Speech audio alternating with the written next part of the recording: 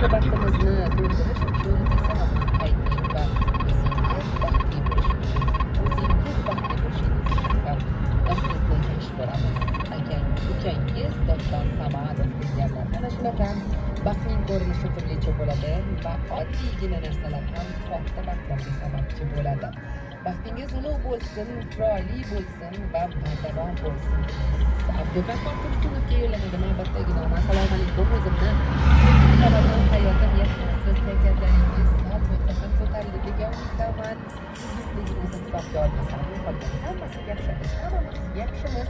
Hammasiga katta salom etib yuboryapti. O'zingizni asrang men uchun qiladigan ishlarimiz ko'p bilasizlar. Yaxshi kunlar oldinda deyayapsizlar. Omadlarga